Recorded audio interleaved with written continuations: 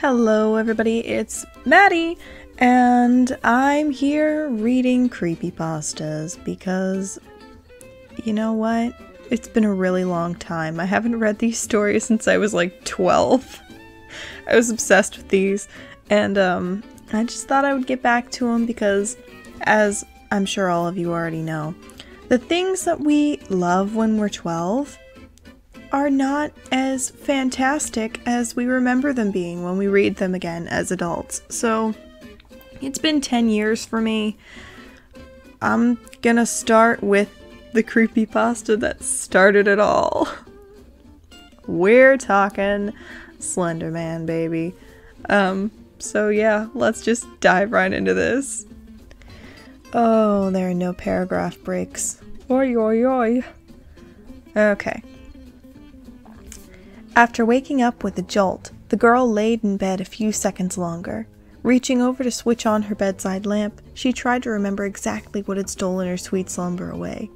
When she couldn't, the brunette swung her legs over the side of the bed and heaved herself up. Checking the time on her phone, she snorted when she saw it was midnight, the witching hour. The witching hour is 3 a.m.! What are you talking about? Knowing that sleep would only evade her, she left her bedroom for the kitchen, a good cup of coffee on her mind. As she passed by her front door, a chill spread like liquid fire down her spine. It's only winter, she told herself, focusing again on the coffee plan. Measuring out scoops, water, and preparing her cup kept her occupied. But as the dark liquid boiled, she had nothing left to keep her mind from wandering off. The chill returned, and she couldn't help but glance behind her to the front door.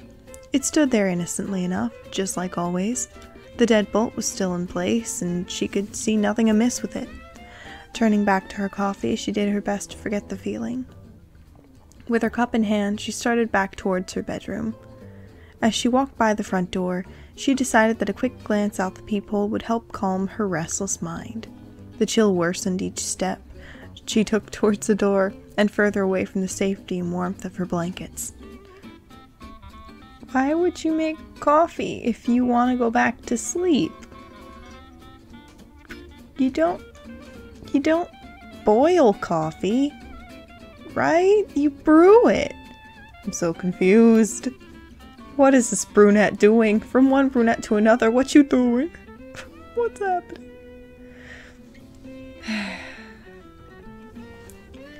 She pressed her empty hand against the cold metal door and took a deep breath before leading her eye to the peephole.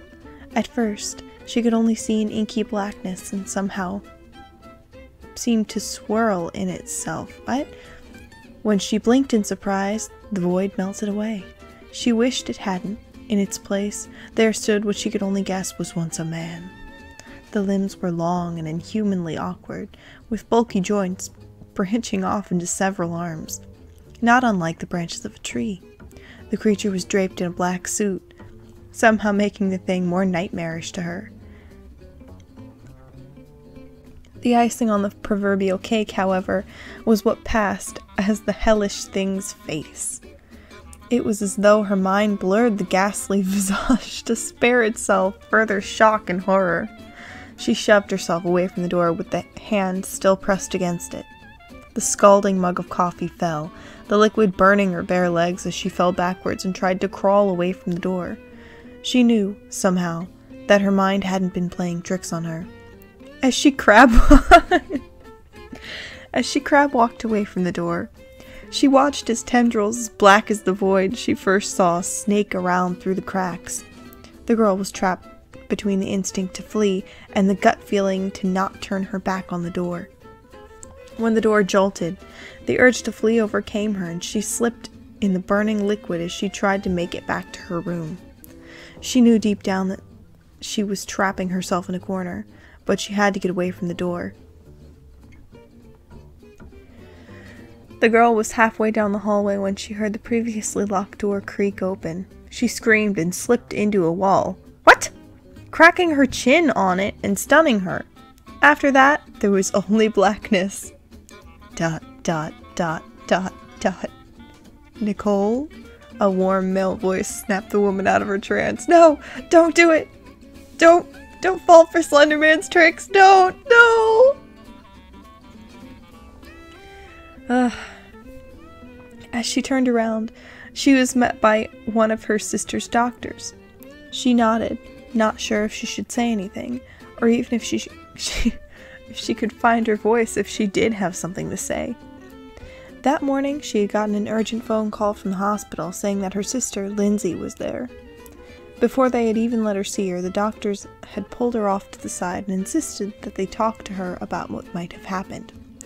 Phrases like self-inflicted and assault had been thrown around, and Nicole felt her mind reel. She hadn't fully understood what they had been saying until she saw Lindsay with her own eyes. Her little sister had a bandage wrapped around her head, covering both of her ears as well as her eyes.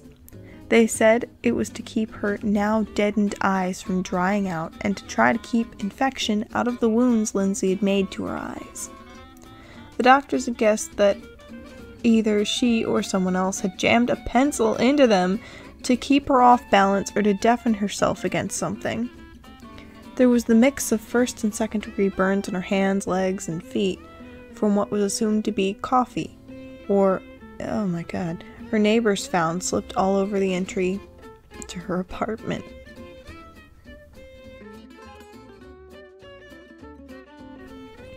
As Nicole walked into her sister's hospital room for the first time, she thought she had spied the silhouette of a man in the window. That, she knew, was impossible. Her sister's room was on the 3rd story of the hospital. Credit, anonymous.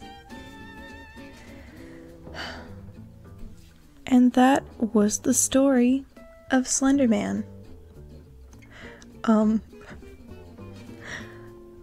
Yeah. Very McSpooky. Oh boy.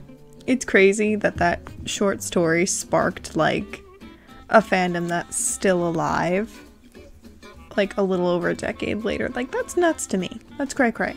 But yeah. That is it for this episode of, what should I even call this? My Creepypasta series? Who knows? I don't know. Who knows? I'll be back with another one of these stories. I'm not sure what I'm gonna read next. Maybe Jeff the Killer. I remember that one was kind of crazy. Maybe Eyeless Jack or something? I don't know. Put in the comments below which one you guys want to hear next. I'll do the original Creepypastas, whatever. I might have another series coming up where I read, really stupid campfire stories. So keep your eyes open for that. But for now, that's it for this episode. I will see you guys around, and until I see you again, have a good one.